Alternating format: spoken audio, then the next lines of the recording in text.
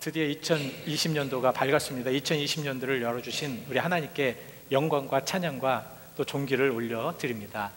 2020년도를 통해서 우리가 조금 더 하나님께 가까이 가면서 또 하나님의 그 능력대로 살아가면서 여러분들에게는, 정말 여러분들에게는 신앙생활이 행복해지시기를 축원드립니다. 우리 신앙은 행복해야 되지 않습니까? 그죠? 행복한 신앙생활, 그 행복한 신앙생활을 통해서 우리는 하나님께 영광 돌릴 수가 있는 것입니다.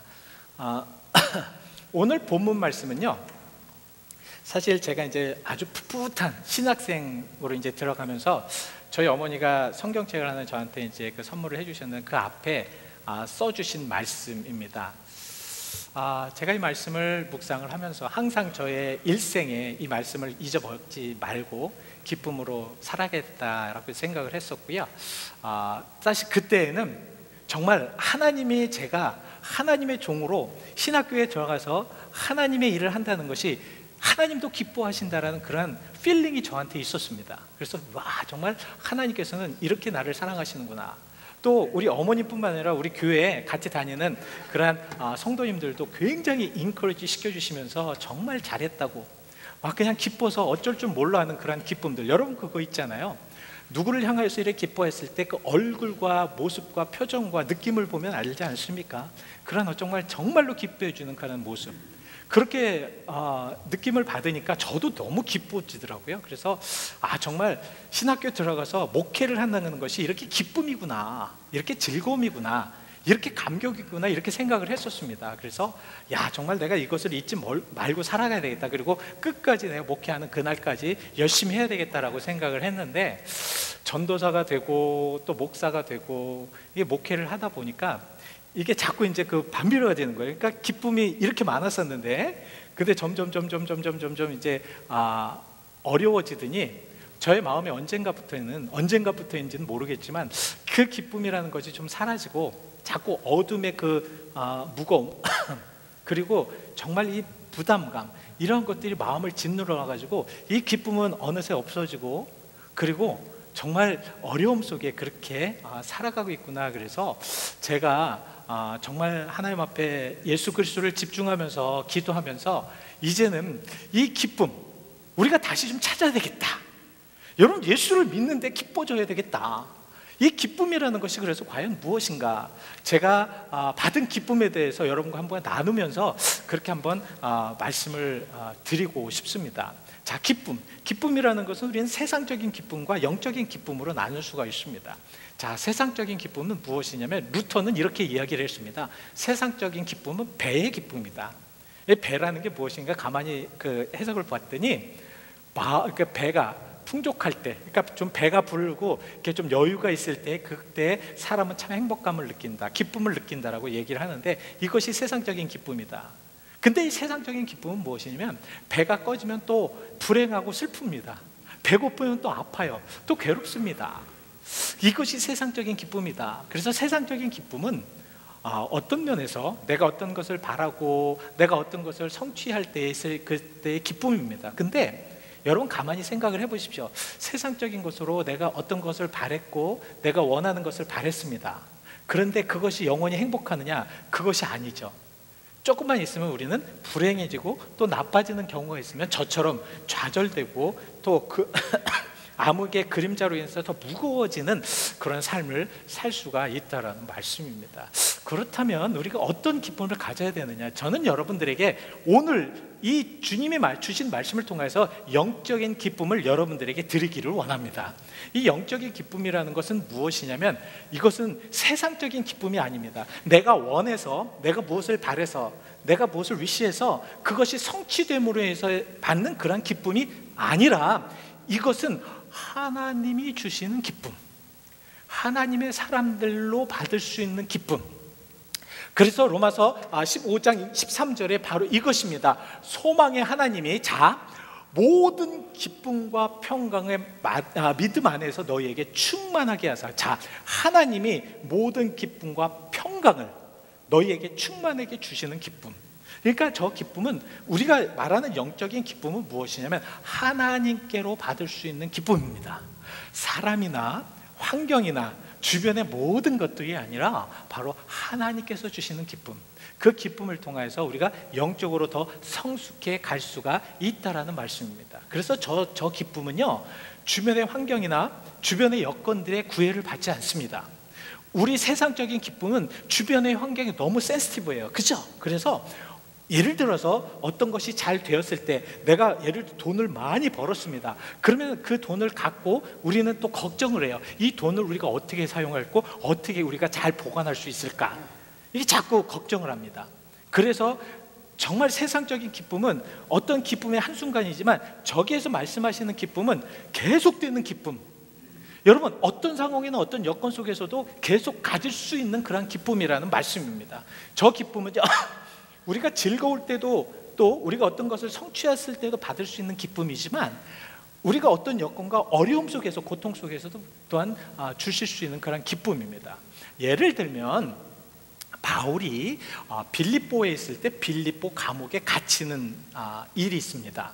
근데 빌립보 감옥에 갇혔는데, 그것은 왜 그러냐면 바울의 잘못이 아니라 바울이 정말로 귀신 들린 자를 쫓아내줬는데 그것이 모함이 되어서 정말 매를 엄청나게 많이 맞고, 성경에 뭐라고 말씀을 하고 있냐면 감옥 깊은 곳에 갇혔다라고 말씀을 하고 있습니다. 그러니까 얼마나 속상해요.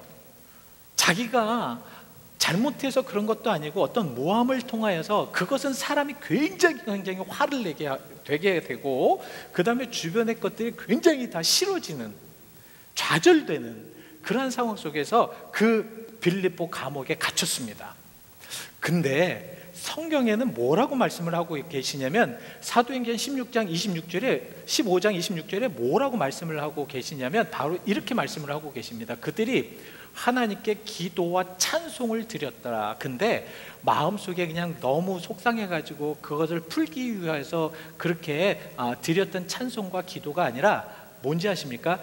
성경을 자세히 보시면 그 주변에 있는 모든 옥살이 하는 사람들이 들을 만큼의 크게 감격 있게 그렇게 찬송과 기도를 했다라는 말씀입니다.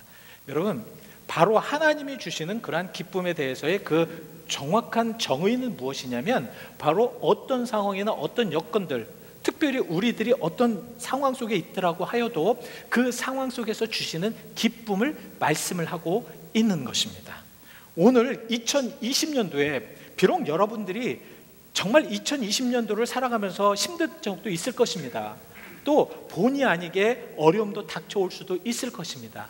그러나 저 기쁨만 있다면 여러분들은 진정으로 하나님의 기쁨 속에, 하나님의 영광된 모습 속에 아름답게 행복하게 살아가게 하실 줄 믿습니다. 그래서 우리가 이런 기쁨을 가져야 되는데, 이런 기쁨은 어떻게 가질 수 있느냐? 세상 안에서 우리가 살아가는데 이 기쁨을 우리가 어떻게 가질 수 있느냐? 어떤 방법으로 가질 수 있느냐? 오늘 본문 4절에는 이렇게 얘기를 합니다. 주 안에서 기뻐하라. 내가 다시 말하노니 기뻐하라. 주 안에서 기뻐하라. 주 안에서 기뻐한다는 것은 무엇을 의미하냐면, 주 안에 있는, 주님 안에 있는 이들, 정말 주를 믿기를 원하는 이들은 다 이러한 기쁨을 받을 수 있는 자격이 된다라는 말씀입니다. 그래서 교회는 우리가 주님 안으로 자꾸 이렇게 모아드려야 됩니다. 주님 안으로 다 같이 이렇게 모아드려서, 힘들고 어려운 이들도 같이 모아드려서 이러한 주 안에서의 기쁨을 서로 나누어야 할 줄 믿습니다. 그래서 우리 좀 많은 이들, 또 어려운 이들, 힘든 이들도 우리 주 안으로 데리고 오시자고요. 또 고통받는 이들도 주님 안으로 데리고 오시더라고요. 정말 병 들어가지고 힘든 이들도 우리 주님 안으로 데리고 오시자고요. 그리고 정말 세상에서 어떻게 살아가야 될지 모르는 그런, 정말 어떤 그런 상황 속에서 갈피를 못 잡는 이들도 주님 안에 데리고 오시자고요. 왜냐하면 그 안에 무엇이 있기 때문에? 기쁨이 있기 때문입니다. 오늘 여러분들 마음속에 정말 저 주 안에서의 기쁨, 주 안에서 온전한 기쁨, 그래서 그 기쁨은 정말 우리가 하나님의 은혜 가운데서 받을 수 있는 기쁨. 그래서 로마서 5장 3절의 말씀처럼 고통이 있더라도, 아픔이 있다고 하여도, 내가 어떤 절망을 가지고 있다고 하여도 그 안에서 나올 수 있는 하나님이 주시는 그 기쁨 속에 여러분들을 초대합니다. 오늘 이 말씀을 가지고 여러분들이 정말 2020년도에는 저 기쁨을 놓치지 않고 살아가신다면 우리가 예수 믿는 맛이 날 것입니다. 예수님을 통하여서 우리가 기쁨을 통하여서 하나님이 주시는 그 영광된 모습으로 살아가게 하실 줄 믿습니다. 그래서 이 기쁨은 바로 성령님께서 주관하셔 성령의 인도하시면 성령의 충만함으로 그렇게 받을 수 있는 기쁨이거든요. 그래서 저는 여러분들을 위해서 기도합니다. 여러분들 한 분 한 분을 위해서 우리는 이제 작업을 해야 됩니다. 어떤 작업을 해야 되냐면 성령의 은혜 안에서 우리가 그 안에서 살아갔을 때 그 성령의 은혜가 바로 주 안으로 우리가 인도를 하고 주 안에서의 그 기쁨을 우리가 만끽하게 할 수 있을 것이라는 말씀입니다. 그래서 중요한 것은 무엇이냐면 우리가 정말 이런 기쁨을 가지기 위한 그러한 방법, 우리가 어떻게 이런 기쁨을 가질 수 있는가. 오늘 본문에 보시면은 참 복음 안에서의 그런 그 기쁨이 중요하겠다. 복음 안에서의 기쁨. 여러분, 복음이 무엇입니까? 말씀이거든요. 복음이 무엇입니까? 구원의 말씀입니다. 복음이 무엇입니까? 우리가 해야 될 것을 말씀을 하고 지정해 주시고 명령하시는 것이 복음입니다. 복음이 무엇입니까? 좌절되고 힘들고 어려운 나에게도 그 복음을 통해서 예수를 알게 하는 것이 복음입니다. 그래서 이런 복음을 통해서 우리는 기쁨을 계속해서 용솟음치게 만들어야 된다는 것입니다. 그래서 여러분들과 우리는 계속 복음을 통해서 이 기쁨이 계속 융성하게 이렇게 될 수 있도록 여러분들과 함께 우리가 나가야 될 줄 믿습니다. 그런데 우리가 이제 그 사도행전 13장 말씀을 보시면 이제 바울이 이제 1차 전도여행에 피시디아 안디옥이라는 곳에서 이제 그 복음을 전합니다. 피시디 안디옥은 이제 그 터키 지역, 지금 터키 지역이 소아시아 지역이죠. 이곳에서 이제 복음을 전하는데 이때 이제 예수로 인해서 의인이 될 수 있다라는 말씀을 아주 강하게 전합니다. 이 말씀은 그 당시에 굉장히 특이한 말씀이에요. 어떻게 예수로 인하여서 의인이 될 수 있을까? 어떻게 예수님을 믿고 의인이 될 수 있을까에 대해서 바울은 힘차게 피시디 안디옥에 있는 많은 사람들에게 복음을 전합니다. 근데요, 놀라운 역사가 일어납니다. 무슨 역사가 일어나면 많은 피시디아 안디옥에 있는 모든 백성들이 그 말씀을 듣고 마음에 감동이 되는 거예요. 마음에 은혜가 되는 겁니다. 그래서 그 말씀을 듣기 위하여서 바로 사도행전 13장 44절에 뭐라고 말씀을 하고 있냐면 온 백성들이 그 지방의 온 백성들이 그 말씀을 듣기 위하여서 모여듭니다. 야, 이거 대단하지 않습니까? 얼마나 큰 은혜로운 말씀이길래 모든 백성들이 모여서 이렇게 하나님의 말씀을 듣기 위해서 모일 수 있을까? 그래서 그들은 모였어요. 그래서 하나님의 말씀을 듣기 위해서 모였습니다. 근데 문제는 뭐였냐면 항상 은혜가 있는 곳에는 비은혜가 있고요, 진리가 있는 곳에는 비진리가 있을 수밖에 없고요. 그렇습니다. 우리는 이것을 잘 이제 구별하면서 이제 살아나가는 것이 굉장히 중요한데요. 자, 이렇게 은혜를 되는데 그 당시에 이렇게 많은 군중들이 그 바울을 따라가는 모습을 보면서 시기하는 부분들이 있습니다. 그것이 바로 유대인들이었어요. 유대인들은 그 많은 사람들이 그 바울의 말씀을 듣고 은혜 받는 거에서 탐탁지가 않았습니다. 그러니까 그들이 시기하고 비방과 비난을 통하여서 그것을 막으려고 합니다. 근데 그것을 실패를 해요. 그랬더니 그 다음에는 어떻게 하느냐면 그 동네의 귀부인들, 아주 그 높은 위치에 있는 그 여인들, 사실 여인들의 힘이 되게 세거든요. 지금도 마찬가지지만 그 당시도 마찬가지였을 것입니다. 그래서 여인들의 입김을 통하여서, 그리고 그 당시에 높은 지위에 있는 아주 좀 그 사람들을 통하여서 이 바울을 그 동네에서 쫓아버립니다.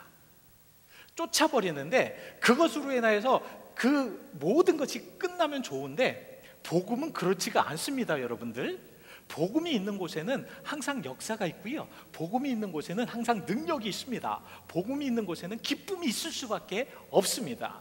이건 제 말씀이 아니라 우리가 체험한 모든 것의 말씀의 결론입니다. 그래서 사도행전 13장 55절의 말씀이 뭐라고 말씀을 하고 계시면 제자들이 기쁨과 성령이 충만하니라. 쫓겨났습니다. 그리고 그 복음을 전해줄 사람도 없습니다. 그러나 그 복음을 받아들인 이들, 복음이 마음속에 정말 깊이 간직한 이들에게는 저렇게 기쁨과 성령이 충만하더라.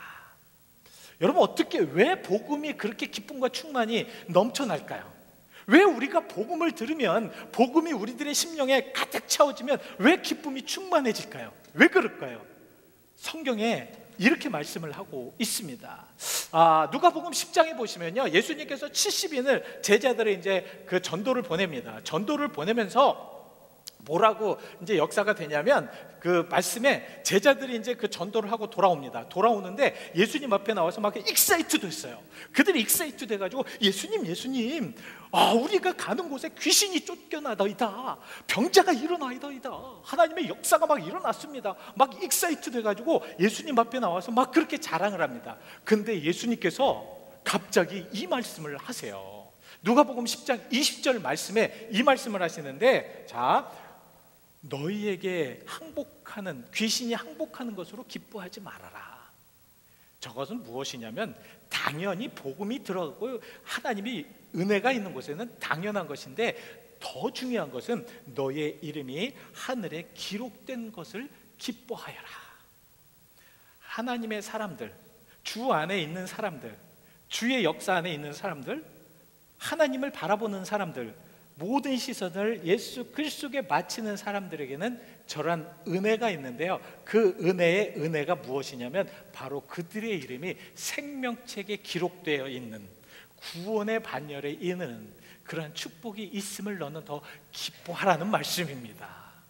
여러분, 그래서 우리는 복음 안에 들어가야 되는데, 이것은 우리 다니엘서를 봐서도 그것을 알 수가 있습니다. 다니엘서 12장 1절 말씀에 보시면 분명히 너희들의 모든, 그러니까 내 백성 중에 책에 기록된 모든 자가 구원을 받을 것이다. 그러니까 생명책에 기록된 이들이 구원을 받음으로 인하여서 기뻐하라는 것입니다. 무엇이냐면, 여러분, 우리가 이제 신앙생활 하잖아요. 신앙생활 할 때 역사도 일어나고 모든 것이 막 일어날 수가 있습니다. 어느 때는 좌절되고 또 어느 때는 그 좌절을 통해서 우리가 일어나고 힘을 얻고 이렇게 나갈 수가 있습니다. 근데 지금 성경에서 말씀하시는 기쁨은 무엇이냐면, 그것으로 인해서 기뻐하지 말고 우리가 진짜로 예수님을 믿어서 그 예수님을 믿고 확실한 구원의 반열에 선 것에 더 기뻐하라는 말씀입니다. 구원을 받은 이들은 기뻐할 줄 믿습니다. 구원을 받은 이들은 정말 환희를 가지고 기뻐하면서 이 세상을 살아가야 되는 이들입니다. 자, 두 번째는, 그리고 하나님과 함께 할 때의 기쁨이 풍성해집니다. 그거 아시죠?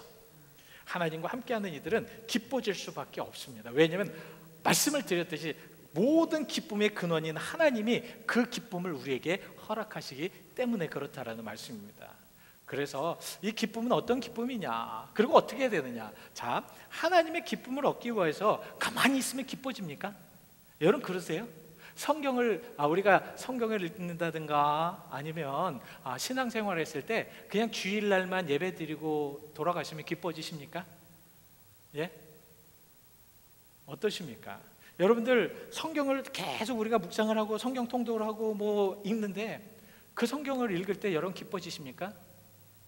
진정한 기쁨은 무엇이냐면 바로 그러한 하나님을 내가 모시려고 하는 그 절실한 마음, 정말 하나님을 의지하려고 하는 그런 열성 있는 마음, 이런 마음을 통해서 하나님은 기쁨을 주신다라는 말씀입니다.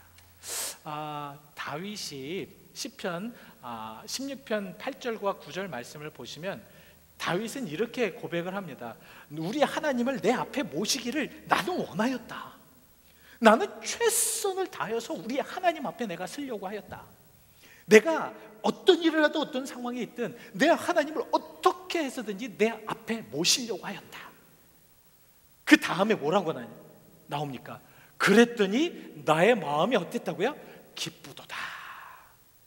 우리들의 심령에 조금 이제는 좀 하나님을 우리 앞에 모시고 하나님을 어떻게 해서든지 우리 신앙생활, 우리의 삶 가운데 모셨을 때 그 안에 누릴 수 있는 그러한 기쁨, 그러한 기쁨이 올해는 여러분들에게 충만히 거하시기를 축원드립니다.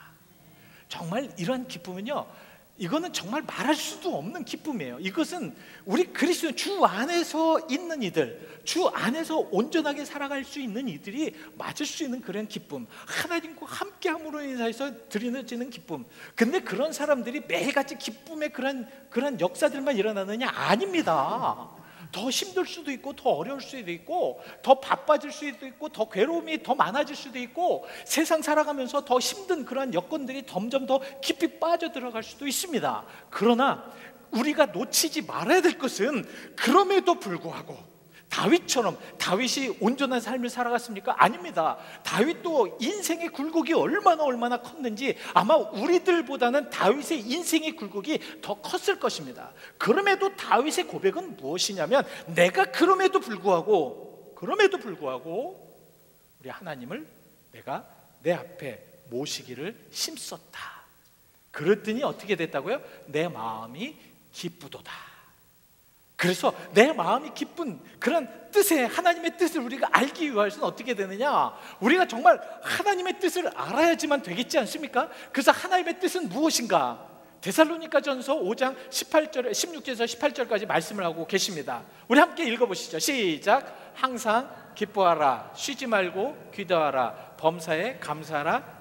이는 그리스도 예수 안에서 너희를 향하신 하나님의 뜻이니라. 하나님의 뜻은 우리가 기뻐하는 거거든요. 하나님의 뜻은 우리가 세상에서 좌절하고 어떤 상황이 됐을 때 어깨 축 늘어뜨려서 세상 아무것도 하기 싫은 그런 삶이 아니라, 하나님의 뜻은 그런 상황 속에서 기뻐하시기를 원하십니다. 그런 기쁨을 우리가 이제 가져야 됩니다. 자, 그래서 마지막으로 이제 결론적으로 여러분들에게 이제 말씀을 드리려고 합니다. 이 결론은요, 이제 올해부터는 여러분들과 함께 우리가 좀 연습할 수 있는, 아니면 훈련할 수 있는, 좀 트레이닝 할 수 있는 그러한 여건들을 좀 여러분들과 같이 나누려고 합니다. 자, 그러면 이런 기쁨을 우리가 이제 어떻게 할 수 있는가? 좀 우리가 노력을 해야 되잖아요. 그렇죠? 여러분, 우리 기쁨을 갖기 위해서는 가만히 있으면 안 되잖아요. 무엇인가 좀 해야 되잖아요. 그렇죠? 그래서 우리가 한번 좀 연습 훈련을 하시는데, 이것은 제가 신앙생활을 하면서 한번 3가지로 뽑아본 것이고, 여러분들도 여러분들 나름대로 한번 내가 하나님을 믿으면서, 야, 이것이 참 기뻐졌다, 이것이 참 영광스러워졌다, 내가 이렇게 되니까 하나님의 영광이 됐다라는 그러한 일이 있으시면 같이 서로 좀 나눠주시기를 바랍니다. 그래서 올해는 좀 그런 말씀 안에서 우리가 나눠주시기를 바랍니다. 자, 첫 번째, 우리가 기쁨을 갖기 위한 그런 훈련으로 어떻게 해야 되느냐? 여러분, 한번 말씀 안에서 살아보시길 바랍니다. 말씀을 따라가시기 바랍니다. 말씀 안에 들어오시길 바랍니다.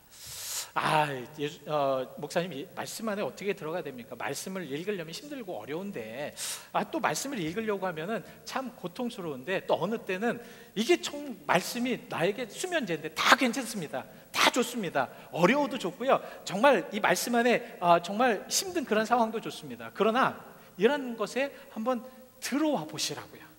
노력해 보시자는 말씀입니다. 힘들어도 한번 같이 나가 보시자는 말씀이죠. 왜냐하면 요한복음 15장 11절 말씀에 이런 말씀을 하고 계십니다. 내가 이것을 너에게 이른다는 것은 그 전절의 말씀, 계명을 말씀을 하고 있습니다. 그러니까 예수님도 이 계명, 하나님의 말씀을 너희에게 주는 것은 내 기쁨이 너희 안에서 너희 기쁨을 충만하게 할 것이다. 그러니까 말씀 안에서 예수님께서 주신 말씀을 따라서 우리가 그 안에서 들어가서 있는다면, 예수님께서 그 너희에게 주시는 그 기쁨은 충만하게 되는 기쁨이라는 말씀입니다. 그렇죠? 그래서 난 이것이 절대 안 된다, 나는 이 말씀 안에서 정말 어렵다, 그러면 다음 단계로 여러분, 그러면은 주님을 위한 삶을 한번 살아보시기를 바랍니다. 어떠세요? 주님을 위한 삶, 이것이 조금 어렵더라도 한번 해볼 만하지 않습니까? 그죠? 주님을 위한 삶이라는 것이 무엇이냐면, 예수님의, 어느 때는 예수님을 위해 사는 것이 이 세상에 살아갔을 때 정말 예수 때문에 우리가 즐거울 수 있고 베네핏을 가질 수가 있습니다. 그렇지만 예수님을 믿었을 때 또 약간의 예수님으로 인해서 고난을 받을 수도 있고 힘들어질 수도 있습니다. 그러나 그러한 삶 속에서 살아갈 때에 예수의 사랑의 기쁨이 충만하겠다고 골로새서 1장 24절에는 이렇게 말씀을 하고 있습니다. 자, 바울은 너희를 위하여 받는 괴로움, 너희를 위하여서 받는 괴로움이라는 것은 주를 위하여서 살아갔을 때에 주님을 위해 살다 보니까 본의 아니게 나에게 오는 괴로움이 있다라는 것입니다. 근데 본의 아니게 오는 나의 괴로움이 나 때문에 오는 괴로움이 아니라 주변 상황으로 인하여서 되어지는 괴로움들이 많이 있다라는 것입니다. 그러나 그러한 것들을 통하여서 내가 그 괴로움을 같이 동참함으로 인해서 되어지는 기쁨을 얘기하는 거죠. 저것은 무엇이냐면 예수님 때문에 받아지는 기쁨입니다. 나는 정말 예수님 저렇게 예수님을 위해서 살기도 어렵다 그러시는 분은 또 한 가지 방법을 알려드리겠습니다. 한번 복음을 전파해 보시기 바랍니다. 복음을 전파하는 마음 안에는 기쁨이 넘칠 수밖에 없기 때문에 그렇습니다. 제가 보니까 정말 기쁨을 선사해 줄 수 있는, 내가 지금 힘들고 어려울지라도 그 복음을 가지고 주변 사람들에게 나눠줄 수 있는 그런 기쁨은 정말 생성되는 기쁨이라는 것은 이루 말할 수가 없습니다. 그래서 빌립보서 1장 18절에는 뭐라고 말씀을 하고 있냐면, 자, 무엇이나 거체로 하든지 참으로 하든지 무슨 방도로 하든지 전파되는 것은 그리스도니.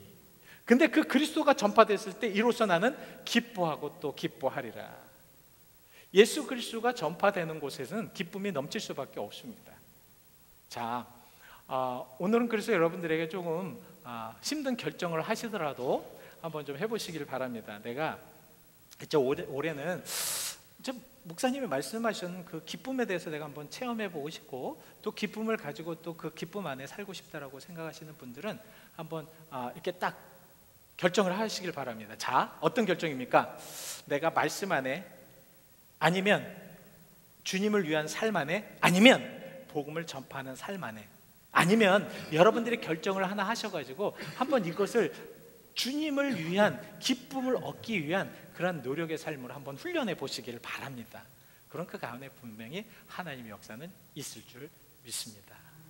자, 우리 같이 함께 그래서 우리 305장 같이 찬송을 하시면서 오늘 주어지는 예수 그리스도의 살과 피를 우리가 준비하면서 같이 함께 찬양을 하기를 원합니다.